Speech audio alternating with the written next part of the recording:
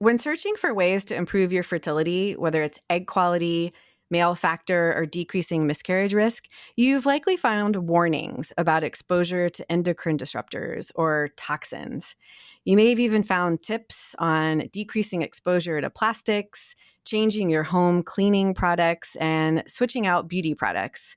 But what about your candles? Today, we're going to explore how candles and scents in particular may impact fertility and how to find safer options.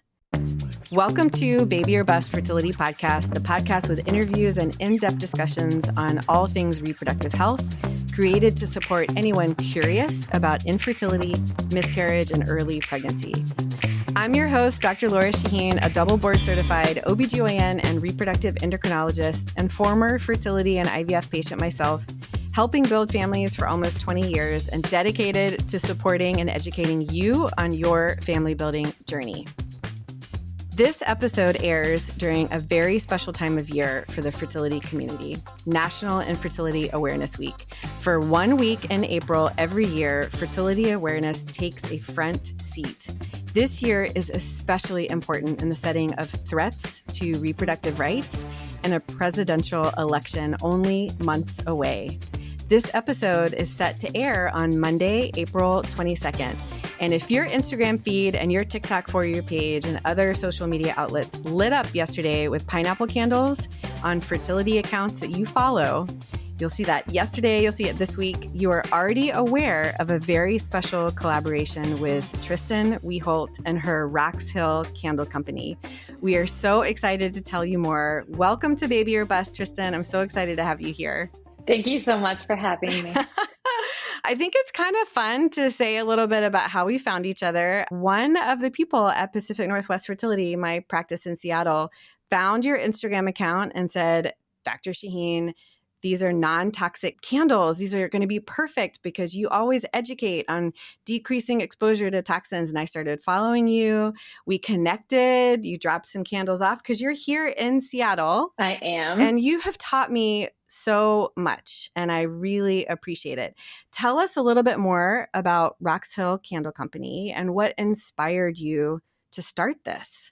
So I started in my kitchen. It was during the pandemic. So that was, when everyone's in their kitchen doing crafts and making bread.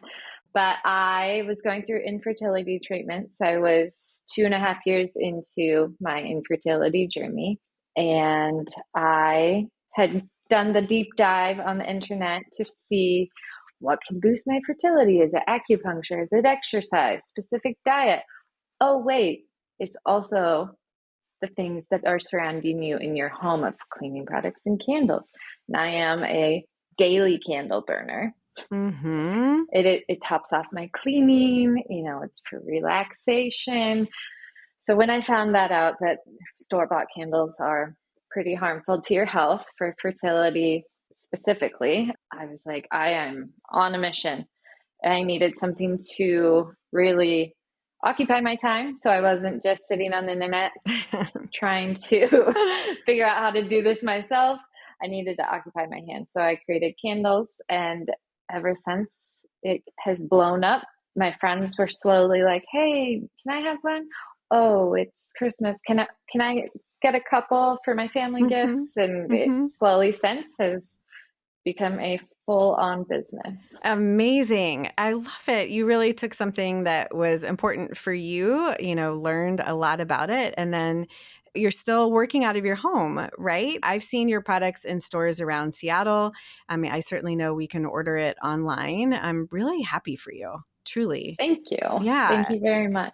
And I've learned a lot from you and just sort of researching, I too did a deep dive, really inspired by my patients to learn about toxins and fertility, because I went to medical school and training so long ago. This was not something that we were talking about. And when I first learned, it was really quite overwhelming what the information is out there. But I had focused on products that you kind of put on your skin. It makes sense, like laundry detergent or lotions or shampoos. And I hadn't really thought honestly about candles, but it makes so much sense. And you've taught me there's really 3 things to think about with a candle. The wax, the wick and the scent. And so I'd love to go through each one of those and kind of what store-bought candles, traditional candles are, and kind of what makes yours different. So let's start with the wax. What is most wax made of in store-bought candles? So most wax in store-bought candles are either going to be paraffin wax or it's going to be soy wax mixed with paraffin wax.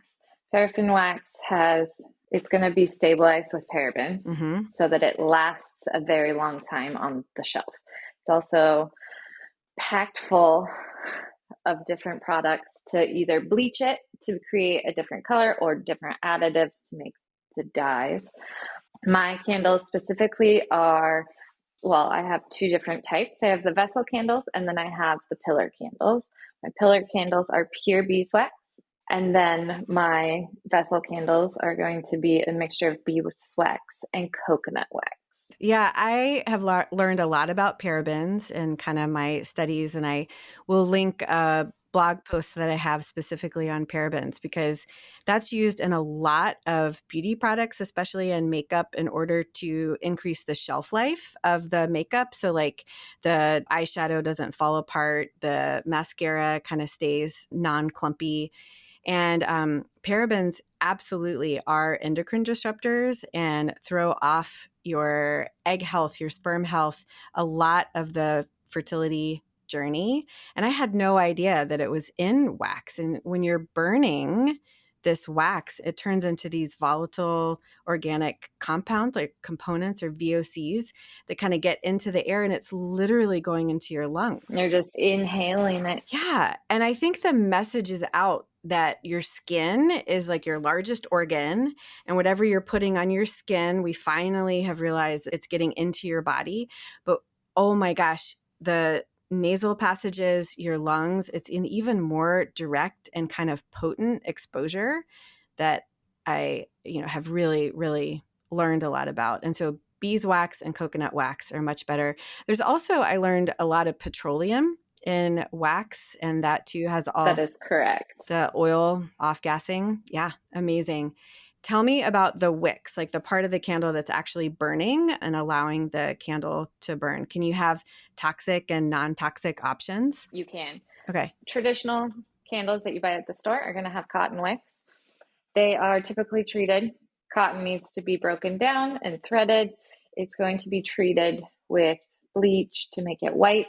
It's going to be treated with different chemicals, which are going to make them last longer. And as it's evident, as you're burning it, it turns black and it off-puts black soot, which you are inhaling. So if you think about it, you're just inhaling the chemicals that they treated it with. I saw one interesting study in the literature. I mean, there's medical literature on the harm of candles, and it was talking about how a lot of college students will be burning them in their dorms and just how many people are using candles and how the incidence of increased asthma and respiratory distress in people that are using candles in these kind of enclosed spaces. And it's really the particles from the wicks that are actually getting into the lungs and like getting stuck in the little alveoli, our little tiny parts of our lungs that is where oxygenation happens. So I don't mean to nerd out about it, but it's just like, people could like roll their eyes and be like, oh my gosh, it's just a candle. Like, what's the big deal? You're so nervous about it. I'm like, nope, it's actually even more than just your fertility. This is your lung health as well. So what makes your wicks different? So I use two different types. I use a wood wick for my vessel candles, which are untreated, and they're just plain cedar wood that has been cut down into little wicks and stuck right in the candle. And then I have my hemp wicks that is more sustainable than cotton. It doesn't take as much water to treat. The entire plant is used with hemp seeds being eaten, and the whole plant is broken down for the wick. And then it's treated to make it last longer in beeswax instead of chemicals. Yeah. So I love that you're thinking about not only less chemicals, but also sustainability, right? So hemp is sustainable, and these, the cedar trees, you were telling me that the place that you use actually replants whenever it cuts the tree down. I love that. Yes. Yeah, Yeah. it's really important that, we're thinking about our health and the world's health. Like, we need trees, we need less water usage. It's Yeah. fantastic. I love it. And then on my medical side, I'm like, and we need good lungs and we need Mm-hmm. oxygen. Exactly. That's really great. And then the third thing I think about, so we talked about wax, we talked about wicks, and then the third is scent. And oh my gosh, I have learned so much about scent when it comes to, honestly, companies being able to hide ingredients because it's considered proprietary. If you can prove that whatever chemical you're using is involved in your scent, that's considered like a trademark. And again, scent is sort of you're breathing it right in and it's getting directly into your bloodstream so quickly. So tell me about scents. Or, what are you going to find in kind of most store-bought candles versus Rox Hill Candle Company candles? So, store-bought candles versus my candles. Store-bought candles are going to be using what they call fragrances, which Mm-hmm.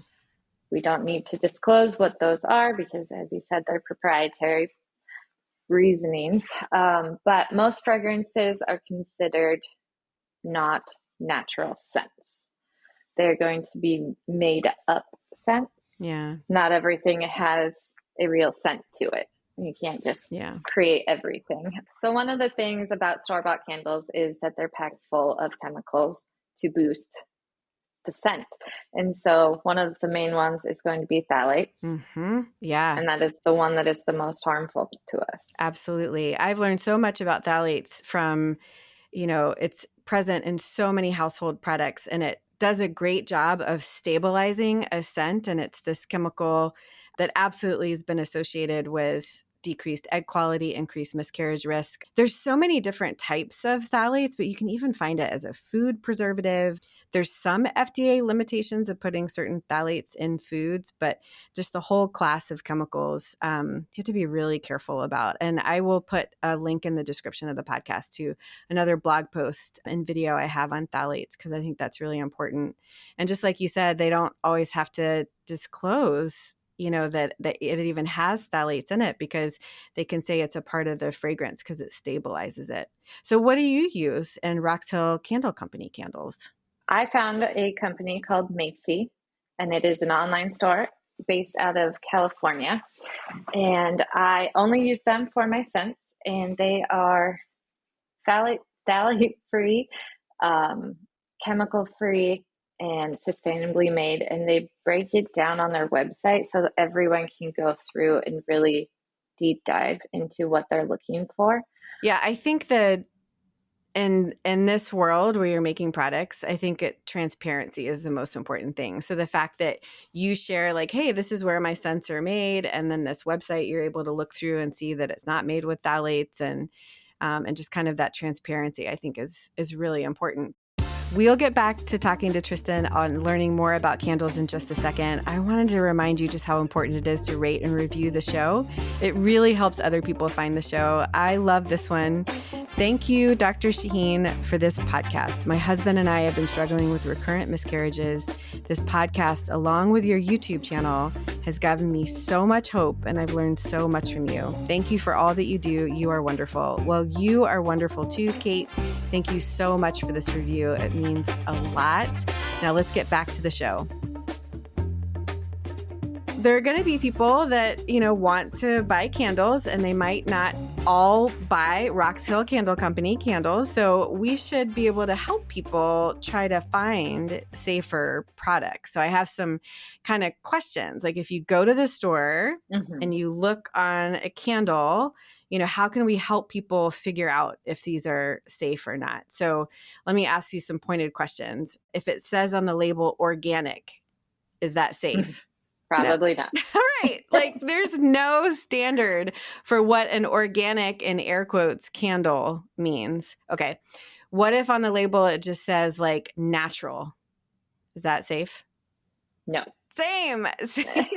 They're like these marketing terms that make us feel good when we see labels. What about candles that say essential oil candles? Like, can we know that that's safe? Like, what does that mean? We cannot trust that. You What don't can we know. That's only trust? talking. You're only talking about the scent of it at that point, and you can't trust all essential oils, and you don't know what the wax would be. Yeah, good point. So, unfortunately, I say that you should know the candle company very well. Smaller companies are going to be very transparent on what they use.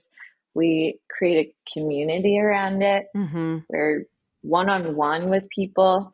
So you would know what you're getting compared to the big box stores.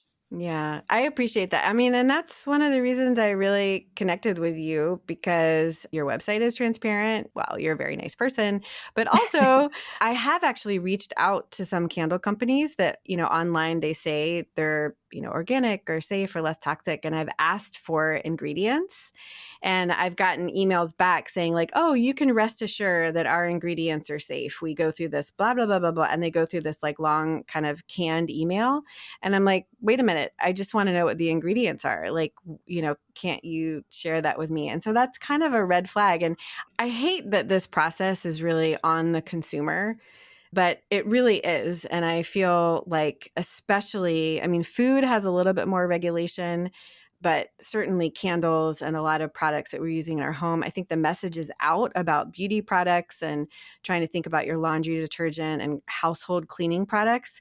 But I don't think people are in tune with just how important thinking about the scents that you have in your home, not only candles and, air fresheners and all these things that gosh, like smell like a mountain breeze. Like, what is a mountain breeze? Like, come on. You Right? can't capture the air and just put that in the candle. Yeah. Yeah. And also, like, I really don't want to lead with fear. I don't want people to go out and just like throw out every candle in their home. Like, I think a candle every once in a while that makes your house smell great is probably fine. But you personally, like, you were using them like a lot and realized, like, wow, this is really something that I could change to change my toxin exposure. And it's an interesting story. Yeah, very, very true. I probably burn a candle about 4 to 6 hours a day. Yep, that's a lot. And so you That want is to a lot. really, so anybody out there that is burning candles, every day or pretty consistently wants to be really, really careful. And I just love learning this. Thank you. Well, I want to share with everyone our collaboration for National Infertility Awareness Week. First of all, one of the reasons I've gotten to know you so well is that my daughter, who's very interested in learning about toxins in products, and she's like a high school student and is really interested in this. She interned with you and you taught her how to make candles. Thank you so much. Of course, she was fantastic. And then she brought home this pineapple candle because you guys had talked a little bit about fertility and she knows how obsessed I am with pineapples. And I just was thinking, what an amazing way to increase awareness. Pineapples are a symbol of the fertility community. National Infertility Awareness Week is coming up. And, I just really appreciate your getting on board to create these candles. And we're going to be donating proceeds to 3 important nonprofit organizations that work to increase access to fertility care, increase education about fertility, and also help protect reproductive rights, which is extremely important right now. So those are the American Society of Reproductive Medicine, or ASRM.org, Resolve.org, a nonprofit organization, national for patients, really amazing at advocating for care. And then an organization that I helped co-found, doctorsforfertility.com. So it's coming together to educate and understand how important it is to protect all reproductive rights. But man, with what happened with Alabama just a month ago, with one legal decision shutting down IVF in an entire state for over 2 weeks, it just shows how delicate this is. It really is. It's tragic. It's not just for people going through infertility like I did. It's for the whole community of people, of gay, trans, all of everybody. It needs to be accessed for everybody. I know. I hear you. And so this week, if anyone buys a pineapple candle from Rox Hill Candle Company, and I'll put a link in the description, the portion of the proceeds is going to be donated and we'll split among those 3 groups to really help increase awareness. And if you find our posts and other fertility influencers or accounts posts with pineapples, each time you share that post, another donation goes into effect. So make sure and look for that. The hashtag is protect repo rights. And so you can look it up that way too.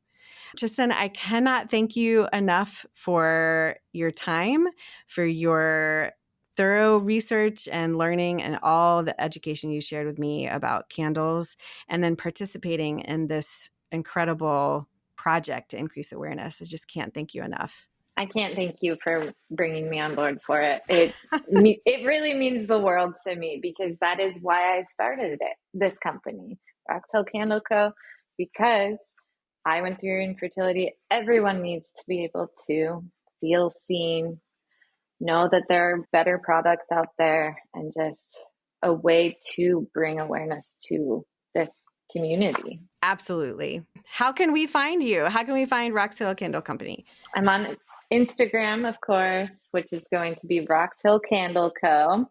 And then my website, which is roxhillcandleco.com or roxhillcandle.co. Perfect. And we will put links in the description, of course, in the podcast. And Tristan, thank you again. Thank you. I hope you enjoyed learning all about candles and you are taking away from this episode some valuable information on how to find safer options. I also enjoyed sharing with you this collaboration that Tristan and I are doing with lots of other people in the fertility community, increasing awareness during Infertility Awareness Week about the importance of protecting reproductive rights. I will put a link in the description to buy a pineapple candle from Rox Hill Candle Co. If you buy it this week, April 21st through 28th, 2024, we will donate proceeds to 3 organizations helping to protect reproductive rights: American Society of Reproductive Medicine, Resolve.org, and Doctors for Fertility. And all of this will be linked in the description. Find this episode and all others on my website, drlorashahine.com, and my YouTube channel. You can find more education on Instagram, TikTok. I just love sharing reproductive health knowledge. Share your own fertility story and topics you'd like to learn about. Send us an email, hello@drlorashahine.com. Thank you to our friends at Seattle Sperm Bank and Braze Run Production for sponsoring the show. Thank you to my producer, Shannon Perry, and her wonderful team at Audiotocracy. This is your host, Dr. Lora Shahine. See you next week. And until then, wishing you love, luck, and pineapples.